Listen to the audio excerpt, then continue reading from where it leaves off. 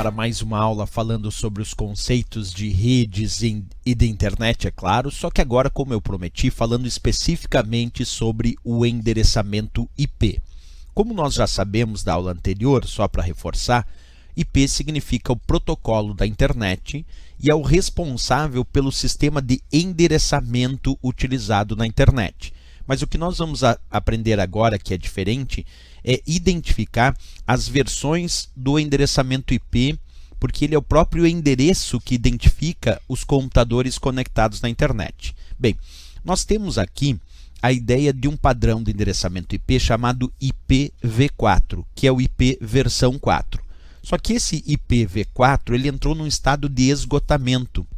Isso quer dizer que não existem novos endereços de IP versão 4 para distribuir para os novos computadores que querem se conectar na internet, porque esgotou o IPv4. Então, é necessário transitar, é necessário a gente realizar uma transição do padrão de endereçamento IPv4 mais antigo para um novo padrão de endereçamento IP, que é o IPv6, IP versão 6, que é um IP mais moderno e que vai permitir uma quantidade muito maior de computadores conectados simultaneamente na internet.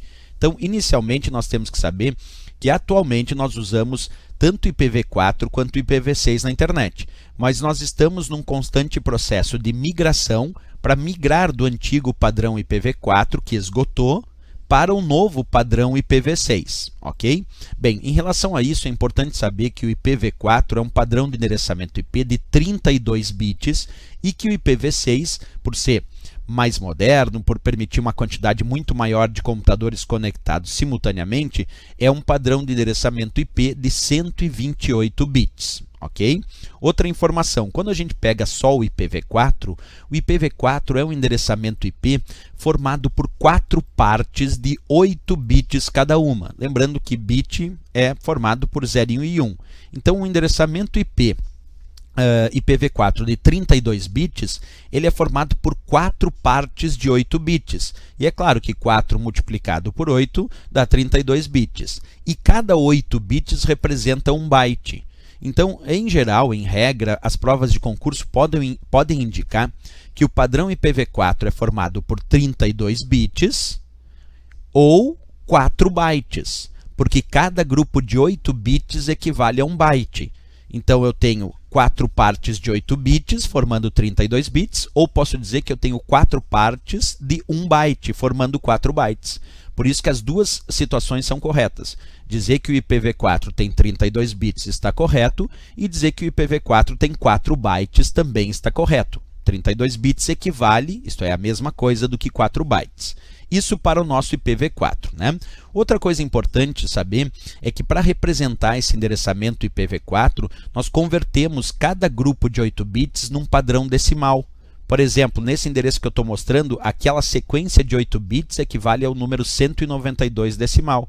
Aquela outra sequência de 8 bits equivale ao número 168 decimal. Aquela outra sequência de 8 bits equivale ao 1 decimal. E aquela outra sequência de 8 bits equivale a 100 decimal. Então, a gente representa esse IPv4 de forma decimal em 4 partes. Então, ali eu diria que o meu endereço de IPv4 é 192.168.1.100, porque a gente pega cada grupo de 8 bits do IPv4 e converte num número decimal, que ficou ali 198, 168, 1 e 100. E aí representa graficamente esse endereço de IPv4. Ok? Isso é uma parte, claro, mais técnica, mas é sempre importante saber. No caso do IPv6, que tem 128 bits, ele é formado por 8 partes de 16 bits, como eu estou mostrando agora para vocês. Observa comigo, ó. O IPv6, então, formado por 8 partes de 16 bits. Multiplicando 8 por 16 vai dar 128 bits. Então, o IPv6 tem um total de 128 bits porque é formado por 8 partes de 16 bits. E outra coisa interessante, essas partes, cada partezinha de 16 bits do padrão IPv6 vai ser convertido em um número hexadecimal. Então, nós temos, na verdade, a representação em 8 partes de 16 bits que serão convertidas em um número hexadecimal.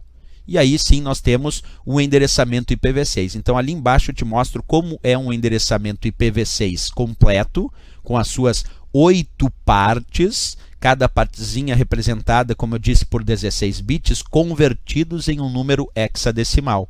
E aqui é uma forma mais abreviada de mostrar aquele endereçamento IPv6, porque tem várias partes que é zero, tudo zero, e que aí a gente omite, e aí fica um endereçamento IPv6 mais sintético, mais fácil de entender. Então agora que a gente já sabe as diferenças do padrão de endereçamento IPv4 e IPv6, já estamos mais preparados na parte mais técnica, mas sempre lembrando que a parte mais relevante é saber que o IPv4 esgotou, que é antigo, e tem 32 bits, e o IPv6 é mais moderno, mais novo e tem 128 bits. E em comparação, o IPv4, que era mais antigo, e o IPv6, que é mais novo, a comparação é que atualmente os dois padrões são usados. Mas estamos aos poucos migrando do padrão IPv4 para no futuro ficar só com o padrão IPv6. Mas atualmente ainda usamos os dois padrões de endereçamento IP na internet. Isso é bem relevante aí para saber para as provas de concurso. Ok, pessoal? Se gostou do nosso vídeo, não esquece, marca gostei e também se inscreve no nosso canal. Até o próximo vídeo.